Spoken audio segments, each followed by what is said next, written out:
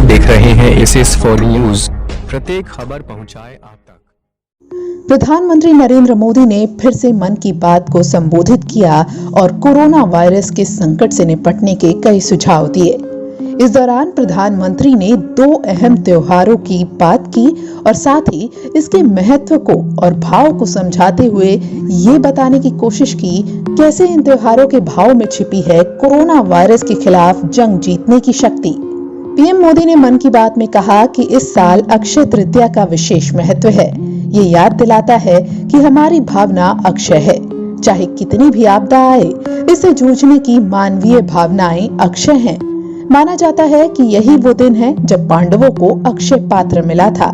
हमारा अन्नदाता किसान इसी भावना से परिश्रम करता है। इन्हीं की वजह से हमारे पास अन्न के भंडार हैं। साथ ही पीएम मोदी ने कोरोना संकट के बीच शुरू हुए रमजान के पाक महीने की भी बात कही।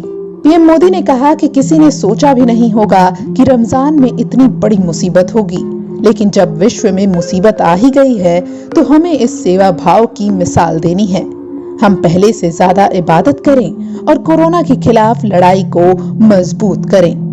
बता दें कि इन दोनों ही त्योहारों के दौरान लोगों से ये भी अपील की जा रही है कि लोग इन त्योहारों को अपने घर में रहकर ही मनाएं, लॉकडाउन के नियमों का पालन करें और साथ ही सोशल डिस्टेंसिंग यानी फिजिकल डिस्टेंसिंग को भी मेंटेन रखें।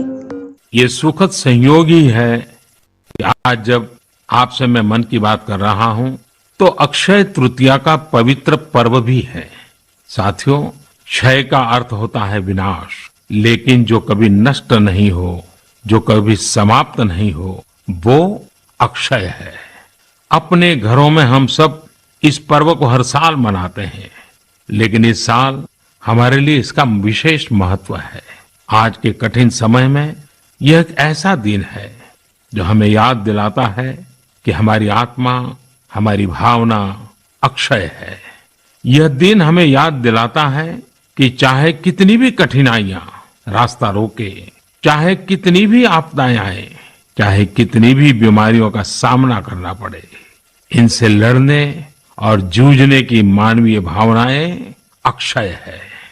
माना जाता है कि यही वो दिन है जिस दिन भगवान श्री कृष्ण और भगवान सूर्यदेव के आशीर्वाद से पांडवों को अक्षय पात्र मिला था। अक्षय पात्र यानी एक ऐसा बर्तन जिसमें भोजन कभी समाप्त नहीं होता है। हमारे अन्नदाता किसान हर परिस्थिति में देश के लिए, हम सब के लिए इसी भावना से परिश्रम करते हैं।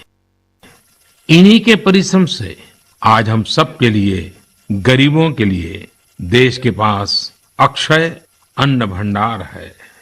इस अक्षय तृतीया पर हमें अपने पर्यावरण, जंगल, नदियां और पूरे इकोसिस्टम के संरक्षण के बारे में भी सोचना चाहिए, जो हमारे जीवन में महत्वपूर्ण भूमिका निभाते हैं। अगर हम अक्षय रहना चाहते हैं तो हमें पहले यह सुनिश्चित करना होगा कि हमारी धरती अक्षय रहे। क्या आप जानते हैं कि अक्षय तृतीया का यह पर्व दान की शक्ति यानी पावर ऑफ गिविंग का भी एक अवसर होता है। हम हृदय की भावना से जो कुछ भी देते हैं, वास्तव में महत्व उसी का होता है। यह बात महत्वपूर्ण नहीं है कि हम क्या देते हैं और कितना देते हैं। संकट के इस दौर में हमारा छोटा सा प्रयास हमारे आसपास के बहुत से लोगों के लिए बहुत बड़ा संबल बन सकता है। साथियों, जैन परंपरा में भी यह बहुत पवित्र दिन है, क्योंकि पहले तीर्थंकर भगवान ऋषभदेव के जीवन का यह एक महत्वपूर्ण दिन रहा है। ऐसे में जैन समाज इसे एक पर्व के रूप में मनाता है और इसलिए ये समझना आसान है कि क्यों इस दिन को लोग किसी भी शुभ कार्य को प्रारंभ करना पसंद करते हैं।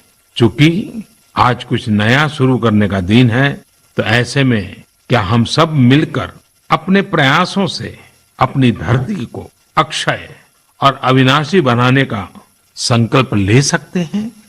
साथियों, आज भगवान बसवेश्वर जी की भी जयंती है। ये मेरा सौभाग्य रहा है कि मुझे भगवान बसवेश्वर की स्मृतियां और उनके संदेश से बार बार जुड़ने का, सीखने का अवसर मिला है। देश और दुनिया में भगवान बसवेश्वर के सभी अनुयायियों को उनकी जयंती पर बहुत बहुत शुभकामनाएं। साथियों, रमजान का भी पवित्र महीना शुरू हो चुका है।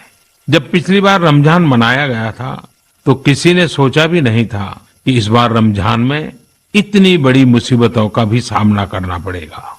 लेकिन अब जब पूरे विश्व में ये मुसीबत आ ही गई है तो हमारे सामने अवसर है इस रमजान को संयम, सद्भावना, संवेदनशीलता और सेवा भाव का प्रतीक बनाएं। इस बार हम पहले से ज्यादा इबादत करें ताकि ईद आने से पहले दुनिया कोरोना से मुक्त हो जाए और हम पहले की तरह उमंग और उत्साह के साथ ईद मनाएं। मुझे विश्वास है कि रमजान के इन दिनों में स्थानीय प्रशासन के दिशा निर्देशों का पालन करते हुए कोरोना के खिलाफ चल रही इस लड़ाई को हम और मजबूत करेंगे। एस फॉर न्यूज चैनल को लाइक, शेयर और सब्सक्राइब